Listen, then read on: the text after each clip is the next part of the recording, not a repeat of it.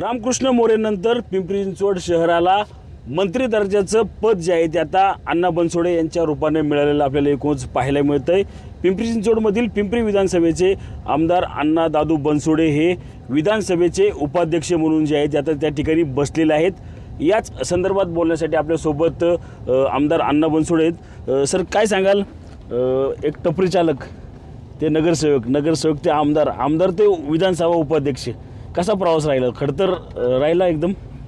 नाही, पहिलं सर्वप्रथम मी राज्याचे मुख्यमंत्री आदरणीय देवेंद्रजी फडणवीस, उपमुख्यमंत्री एकनाथजी शिंदे, माझे मार्गदर्शक नेते आदरणीय दादा यांना मी सर्वप्रथम मनापासून धन्यवाद देतो। त्यांनी महाराष्ट्र राज्याच्या उपाध्यक्षपदी माझी निवड केली त्याबद्दल। खरं तर राष्ट्रवादी काँग्रेस पक्षाच्या माध्यमातून पिंपरी मतदारसंघामध्ये गेली मी 3 टर्म आमदार म्हणून काम करते।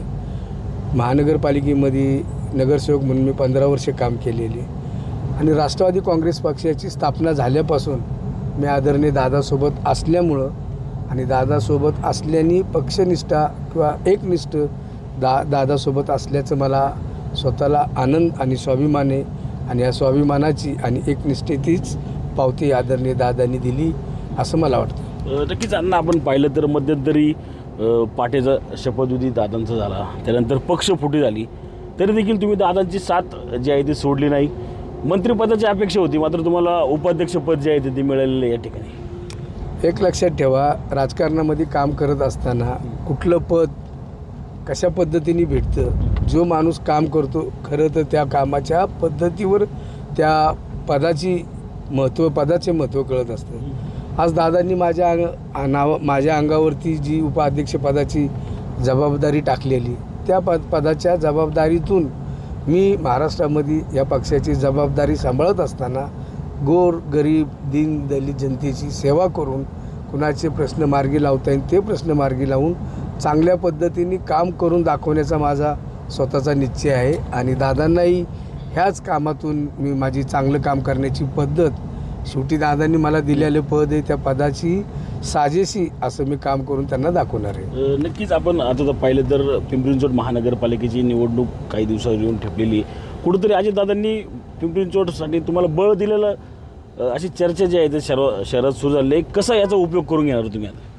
नक्कीच मला जे पद दिलेले, मी गेली 30-40 वर्षापासून पिंपरी चिंचवड शहरामध्ये काम करत असताना राष्ट्रवादी काँग्रेस पक्षाच्या माध्यमातून मी काम केलेले।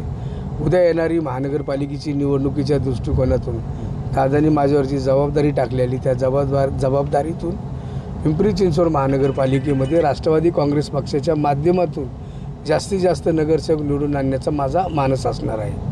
कशा प्रकारे ही निवडणूक लढणार तुम्ही? स्वबळ असेल किंवा महायुती, किंवा कशा पद्धतीने ही निवडणूक असणार? तुम्हाला माहिती आहे, महाराष्ट्र राज्यामध्ये युतीचं सरकार म्हणून आदरणीय दादा असतील, शिंदे साहेब असतील, मुख्यमंत्री साहेब असतील आणि रामदासजी आठवले असतील, त्यांची युती आहे। शेवटी युतीमध्ये लढत असताना पक्षाच्या वरिष्ठ नेत्यांचा जो निर्णय होणार आहे तो निर्णय पिंपरी चिंचवड महानगरपालिकेला सर्वच पक्षाला लागू होणार आहे। अण्णा, तुमचं स्वप्न तर आता पूर्ण झालेलं आहे, अजितदादांचं स्वप्न कधी पूर्ण होणार मुख्यमंत्रीपदाचं?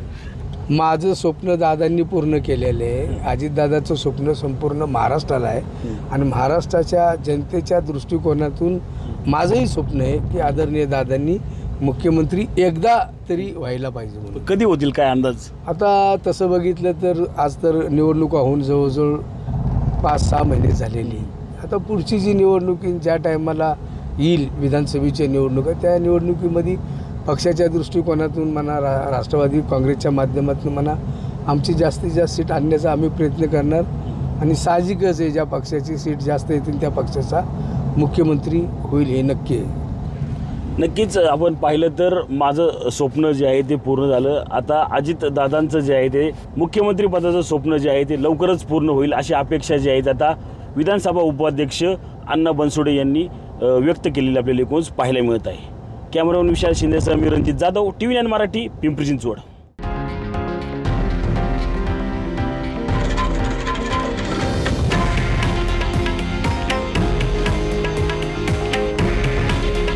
हे आहे देशातील नंबर 1 न्यूज नेटवर्क आणि आपण पाहत आहात TV9 मराठी।